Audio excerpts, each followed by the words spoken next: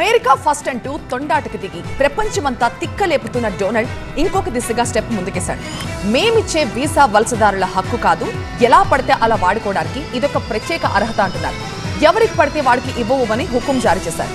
ఈసారి ట్రంప్ వారి visa ఫీట్లతో ఎవరెవరిపై effect పడబోతోంది, ఏ దేశాలకు సినిమా కనపడబోతోంది?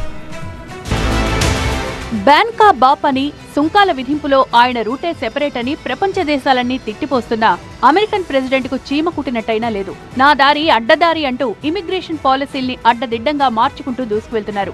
ఇటీవలే H1B వీసాల ఫీజును $1,00,000 పెంచి మనోళ్ల డాలర్ డ్రీమ్స్ మీద నీళ్లు జల్లింది ట్రంప్ యంత్రాంగం. దాన్ని మర్చిపోకముందే బెట్టింగ్ కండిషన్స్ పేరుతో వీసాల జారీని మరింత గజిబిజిగా మార్చేసింది. తాజా వెట్టింగ్ నిబంధనలు ఏం చెప్తున్నాయంటే, వీసాలకు దరఖాస్తు చేసుకునే ప్రతి ఒక్కరి లింక్డ్ఇన్ పేజీలు, రెజ్యూమేలను లోతుగా సమీక్షిస్తారు. గతంలో వాక్ స్వాతంత్ర్యం అది ఇది అని నోరు జాస్తి చేసుకుంటే అటువంటి వాళ్లందరికీ వీసాలు రిజెక్ట్ అయిపోతాయి. ఎప్పుడైనా కంటెంట్ నియంత్రణ, ఫ్యాక్ట్ చెకింగ్, ఆన్లైన్ సేఫ్టీ లాంటి విభాగాల్లో పనిచేసిన వీసాలకు అర్హత కోల్పోతారు. ఈ మేరకు అన్ని దేశాల్లో తమ కాన్సులేట్లకు డైరెక్షన్ ఇచ్చింది అమెరికా స్టేట్ డిపార్ట్మెంట్. సో ఈ నెల 15 తర్వాత వీసా అప్లికెంట్లందరూ తమ సోషల్ మీడియా ఖాతాల ప్రైవసీ సెట్టింగ్లను ఓపెన్లో ఉంచి తీరాల్సిందే. దేన్ని గోప్యంగా ఉంచడానికి లేదు.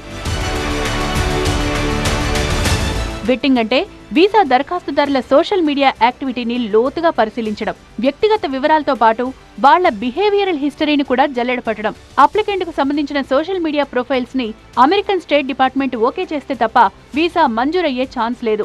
దేశ భద్రతకు ముప్పు కలిగిస్తారన్న అనుమానం వస్తే చాలు అటువంటి వాళ్లను బ్లాక్ లిస్ట్ లో పెట్టేస్తారు.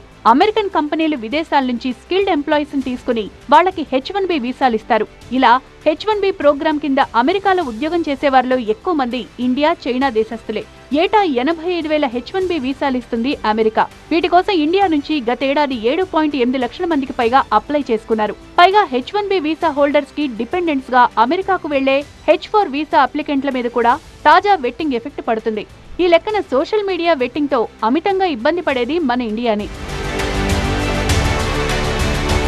అటు విదేశీయుల ఎంట్రీని ఇంకా కట్టడి చేస్తుంది ట్రంప్ మెకానిజం.